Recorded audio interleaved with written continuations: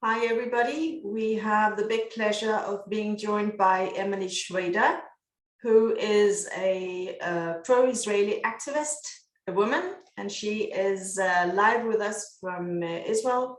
Hi, Emily. Thank you so much for joining us. Thanks for having me. First of all, I would like to ask you how it is to be a woman in the field of activism, especially when you talk about Israel. So it's interesting. I mean, I think that anytime you have people who are vocal and forward facing, using their real name and their real face on social media, you get a lot of pushback. And this happens not just with Israel related issues or with, Jewish related issues. It happens with any controversial issue. But there is definitely another layer when it comes to being an outspoken woman on social media about a controversial issue. So a lot of times the anti-Semitism that we see or the hate towards a particular group or cause is magnified when it's coming from a woman. And I've seen this across the board and in my experience as a digital marketer and as someone who works for campaigns and political causes online.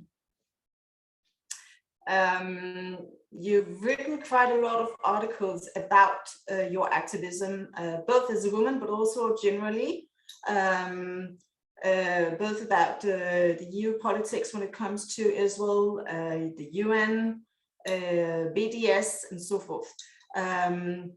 Is there one of those issues that really spoke to you personally? I write about a lot of, I'm sorry, what? As a woman and also as an activist, a pro-Israeli activist. I mean, I think that I write about a lot of different human rights causes. I'm very involved in promoting awareness and I guess recognition for the Armenian genocide, for example. So I would say that not just related to Israel, but related to that in particular, it's something that I'm very passionate about and that I've spoken out about. And again, like I said, when it comes to Israel, there's a lot of pushback that turns into like another form of misogyny, I guess, on social media. I had similar responses about Armenian genocide topic as well. That's how I know that it's not just specific to the anti-Semitism issue, that criticism of women online and criticism of women who are vocal turns into a form of misogyny when it comes to controversial issues as well. Obviously, I've written a lot about the bias at the UN when it comes to Israel and how there are so many human rights issues occurring in the world right now. And it seems that the only one that they really care about in the UN is Israel.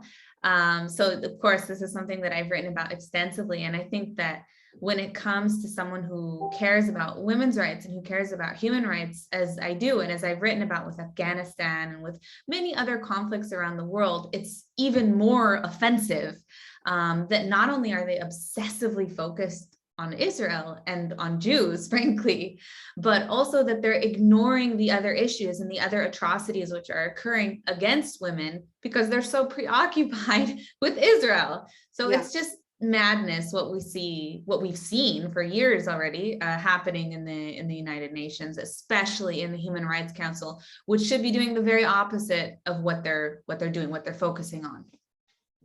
I saw the other day that every time there's a new statistic about concerning anti-Semitism, we see figures that are really alarming. In the US, it's about 30% for the anti-Semitic things that have occurred in the US, and in Europe, it's about at least 50%. Yeah, I mean, I think anti-Semitism, it's undeniable that anti-Semitism has risen, especially in the aftermath of the operation Israel had in May. And it's very alarming because as someone who's been following the rhetoric and how Israel is portrayed and spoken about on social media, we've really seen a shift. In 2012, we saw a lot of activity and with Israel's operation then, there was a lot of chatter and of course, a lot of criticism about Israel, some of it legitimate and some of it not. But I wouldn't have classified it as anti-Semitism, most of it at least. In 2014, we started to see it escalate a little bit more in the rhetoric. In 2015, 16, and 17, we saw a huge spike with incitement to violence explicitly, especially in Arabic. It's been a huge problem. It's still a problem, a little bit less than 2015 to 2017, but it's still a huge problem. And then since then, with the operation obviously coming to a peak in 2021 in Gaza, we saw a huge rise across the world, even in countries that are traditionally pretty supportive of their Jewish communities and not very anti-Semitic like the United States. We saw a huge spike in anti-Semitism. And the sad part to me is that I've been watching this over the years and seen how when we refuse to deal with the extremism online, it starts to manifest in person. And we saw that the shift from criticism of Israel turned into anti-Zionism as a movement. And Zionism is about the self-determination of the Jewish people, the right to a state. So it's really nothing more than that. And by the way, it's not mutually exclusive. It doesn't mean that Palestinians or others don't have a right to a state. But because of how it's been twisted from academia and beyond in the West, that rhetoric has become more extreme. So it's not just criticism of Israel, and then it became anti-Zionism, but now it's not just anti-Zionism either. Now it's anti-Semitism. They're talking about Jews. We're talking about an unwillingness to recognize explicit anti-Semitism when we see it right in front of us. And I think the very best example, very sad, but the very best example is what happened in the United States, actually, I guess 2 weeks ago now, with the hostage taking incident at the synagogue. And we saw so much press internationally, even the BBC, they didn't want to call it anti-Semitic. They kept saying, oh, well, it's not focused on Jews. He went to a synagogue during Shabbat services and held Jews hostage while demanding the release of an Al-Qaeda terrorist who's a known anti-Semite, so much so that she demanded that the jurors on her case be genetically tested to make sure that they weren't Jews or Zionists. So it's very clearly anti-Semitism. It couldn't be more clear-cut. There's clearly an anti-Semitic element to this. But because we've become so reluctant to condemn this for whatever reason, fear of Islamophobia or whatever, they're not, the media isn't even reporting the facts. And what happens when you do that is that it normalizes anti-Semitism. And because we have failed to call out anti-Semitism online for years, it only escalates, it only gets worse. And so we see that translation from online misinformation and hate to real life. What would you say to the critics that claim that there is no connection between anti-Semitism and anti-Zionism?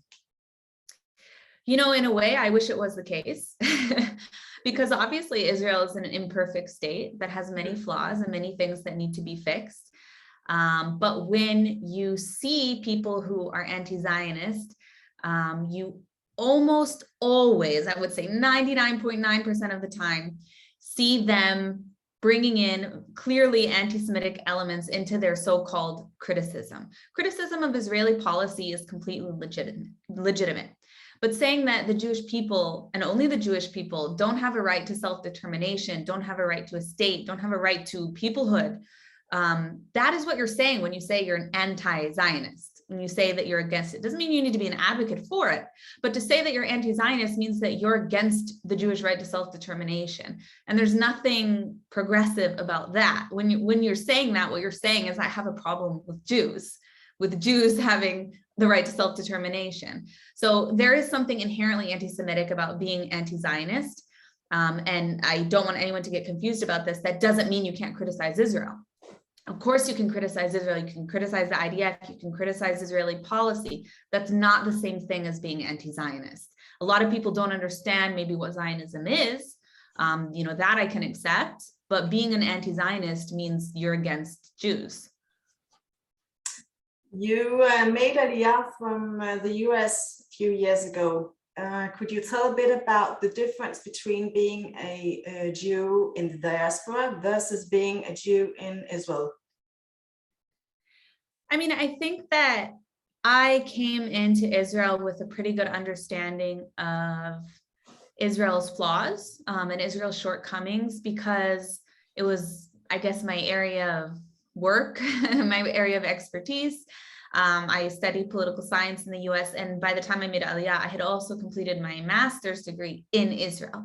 So I was pretty familiar with what life is like in Israel, but obviously it's significantly different to go from a country where the Jewish community is the minority to a country where the Jewish community is the majority. And you see that there are different sorts of challenges because there's so many different types of Jews from so many different backgrounds, and not just Jews, but an integral part of Israel is the Arab Israeli community as well, which are 20% of the population.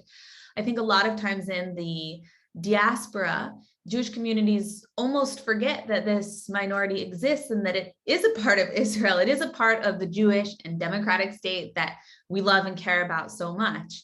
And a lot of people don't think, even if they know, it's not a part of the daily consciousness when we think of Israel. And I think that that's something really important that Jewish communities should work to change, actually. We often hear Israel being portrayed as an apartheid state. And as part of that, they claim that if you're not Jewish, you don't have the same rights as Jews have in the Jewish state. What would you tell them? You just spoke about the 20% being Arabs. Right. So I think that obviously this is nonsense. And it kind of goes back to what I was saying about the rhetoric online. So this claim that Israel is apartheid and also like Israel's committing genocide, I'll get to that after this. This is an inflammatory accusation that doesn't really hold any truth. You can say that there's racism in Israel. You can say that there's discrimination. You can say that there are many things that need to be fixed or improved. You cannot say that it's an apartheid state. It is not an apartheid state.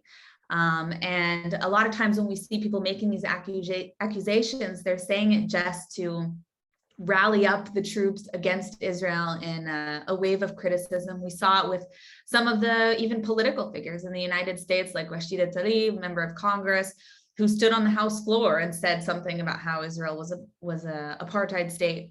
Obviously, this is not the case. There are Arabs who serve at the highest levels of every single field, Supreme Court justices, lawyers, military, literally in every field.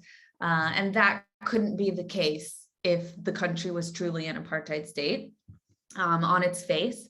And additionally, when it comes to the Palestinians, which are different than Israeli Arabs, who are 20% of the population with equal rights and everything, Palestinians are citizens of another country. Technically, they have their own government. And so to hold Israel to that standard that Israel is not affording Palestinians rights doesn't really make sense. It's a complex situation in the West Bank. It's complicated, and there are many, many different factors that still need to be worked out, but it's not the same thing as an apartheid state. We hear both the claim regarding Judea and Samaria and Gaza, also the claim that Israel is occupying both the Palestinian authorities in Judea and Samaria and in Gaza, where you have Hamas. So I think there's also the issue of people not understanding how reality is on the ground because they are not occupied. Yeah, so actually I might surprise you here. Occupation is technically the legal term for what occurred after 1967. And I think that the term occupation has taken on a lot of criticism because people use it as a tool to criticize Israel. The word in and of itself is actually the legal term. But the situation and the reality on the ground isn't really reflective of what it's come to be. And, you know, the fact remains that Israel was fighting a defensive war in 1967 when they obtained those territories. They are historically Jewish lands, although I don't think that that's relevant to the situation on the ground today, personally. And in addition to that, there's never actually been a Palestinian state here, ever. Before 1967, it was Jordan who illegally occupied that same territory. So I think it's important to understand the entire context of the situation before using, you know, oh, occupiers as a claim against Israel, because there's a much more complex history behind it than just saying, oh, Israel is occupying Palestine, when that's simply not the case. Now, should Israel be there? That's a different issue, a different debate. Should Israel withdraw from certain territories and certain ones not? You could debate that all day long. But to say that Israel is illegally occupying Palestine, again, similar to the apartheid term, it's completely inaccurate. The past 2 years, we've had the coronavirus, and in that period, we've seen a rise in anti-Semitism. And to me, it seems that every time there's a new situation, it's being part of the narrative of anti-Semitism. And what is your perspective on that, and what have you heard and seen yourself in that period? Definitely, this is a disturbing trend that we've seen, and I think that it's even worse on social media. So we've seen a huge rise in anti-Semitism, online anti-Semitism from the far right. We saw it in the aftermath of Trump's election, with the alt-right sort of rising and neo-Nazi groups becoming more and more open and active on social media. Then there was sort of a purge of them from the mainstream social media platforms. And now they're very, very active on Parler and on Telegram and some other smaller social media platforms, more so than Twitter, where they were before. Obviously, this is a very disturbing trend, but unfortunately, we've also seen it from the far left. With the rise of the Black Lives Matter movement, which on its face is a very important and valid cause. Unfortunately, we've seen that anti-Israel activists have sort of immersed themselves within this group and made the Palestinian issue somehow related to the Black Lives Matter issue, when it's simply not the case. You can't Americanize this conflict. It's not the same situation. It's not a race-based situation. And what we see with some of these movements is the attempt to fit the Israeli-Palestinian issue into causes that aren't related. And unfortunately, what happens with that, and we saw it with the Women's March as well, is that it delegitimizes sometimes very important causes like the Women's March, like Black Lives Matter, who ended up putting in their platform about how their struggle for equality for Black lives is integral, as an integral cause with the Palestinian, freeing Palestine. Just ridiculous, absolutely ridiculous. They have nothing to do with each other. And as a result, we've seen that sort of normalization again of extremism against the state of Israel, and as a result, after that, Jews. So I think that from the right and the far left, there's been a push to promote, I guess, anti-Semitism, and that's been amplified online, as everything always is. And it turns into anti-Semitism in person. Another thing that we saw, a really, really crazy trend of anti-Semitism online, is with coronavirus. It seems every world event that happens somehow relates to Jews when it comes to social media. At the beginning, we saw a lot of chatter across languages about how it was a conspiracy. It was a conspiracy of the Jews. They created the virus in order to create the vaccine so that they could profit from it. Some people said they created it so that they could kill Palestinians or target certain groups of people, which is, of course, ridiculous. But these things spread like wildfire on social media. There was even a social media campaign with the hashtag COVID-48, referring to 1948, the year Israel was established. Really, really nasty anti-Semitism. And you see in the imagery and the descriptions that this is something that is very closely related to classic old school anti-Semitic tropes about, Jews controlling the world, Jews and money, Jews with horns, crazy, crazy stuff. And unfortunately, when people see this kind of stuff online, even if they're not the extremists themselves, being exposed to that misinformation constantly desensitizes you to it. And that's what we've seen online. And that's one of the reasons it's so important to remove, or at the very least, place a warning on this type of content. And now that you're talking about social media, what I wonder is why it's not removed. Because I've also seen a lot of it, and it's very disturbing, but it's allowed to stay there. And especially the young who are very active on social media are exposed to this all the time. Yeah, so this is an ongoing challenge. I think, across social media platforms. And on the one hand, many of them want to give people the freedom to express their ideas and their beliefs, regardless of what they are. And on the other hand, there's a balance between what they can say and if there's actually a danger to the public and some of these ideas or calls to action that they're promoting. Obviously, anything that is explicit incitement to violence wouldn't be free speech. It's against all of the social media policies platforms.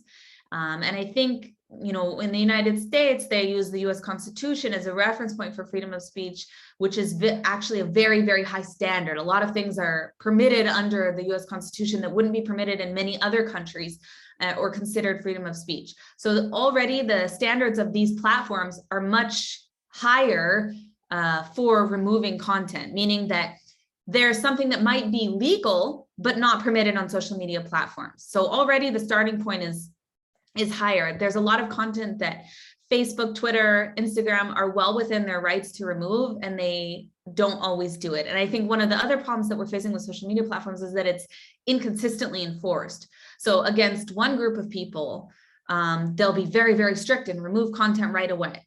And against another group of people, Jews, it's, oh, well, I don't know, maybe, is it actually anti-Semitism? We don't know. Oh, well, they said Zionist, so it must be okay. They want to kill all Zionists. Is that really anti-Semitism? I don't know. There's a lack of understanding in these social media platforms for what modern anti-Semitism looks like. And that's one of the reasons that I myself have campaigned. I did a huge campaign a couple of years ago, the Adopt IRA campaign, to pressure social media platforms to use the International Holocaust Remembrance Association, IRA, working definition of anti-Semitism. And what this definition says is basically that there's two forms of anti-Semitism. There's classic anti-Semitism and there's modern anti-Semitism. And it acknowledges that modern anti-Semitism also comes in the form or under the name of anti-Zionism. And I think that this is critical to understanding how anti-Semitism manifests today, because as I said, criticism of Israel or any Israeli policy, legitimate. But when you're talking about only the Jewish people not having a right to a state, not having the right to self-determination, this is anti-Semitism. Or when you're using Zionist as a replacement word for Jews. Okay, there was a student at my alma mater, USC in California, who tweeted, I want to kill every MFing Zionist.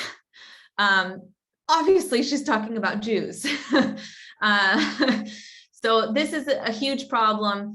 And, just another perfect example. I mentioned before that Afia Siddiqui, the Al-Qaeda terrorist, who the hostage taker in Texas, who he wanted released, when she said that she wanted her jurors tested, she didn't just say Jews, she said Jews and Zionists.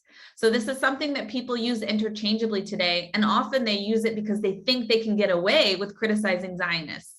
And when social media networks refuse to acknowledge this connection, which is undeniable, when they don't acknowledge this and consider that and how they enforce their hate speech policies and their community standards, they're only legitimizing it. So they really, really need to step up and recognize that most of the time, when it comes to criticism of Zionists or Zionism, it's actually talking about anti-Semitism. So they really need to do more to enforce anti-Semitism, removing anti-Semitism more consistently as well. While you were talking about this issue, I was thinking about the issue with Palestinian NGOs funded by Europe and the US. And even though there are so many indications that the money is going to PFLP or other terror organizations, the funding isn't stopped, and it has been going on for years. In MIFF, we've been very vocal on this issue because we think it's a big problem that the taxpayers are funding this, and we think they have the right to know what the money is used for. What would you say to European countries thinking that it's okay to fund these NGOs, although we know what the money is used for?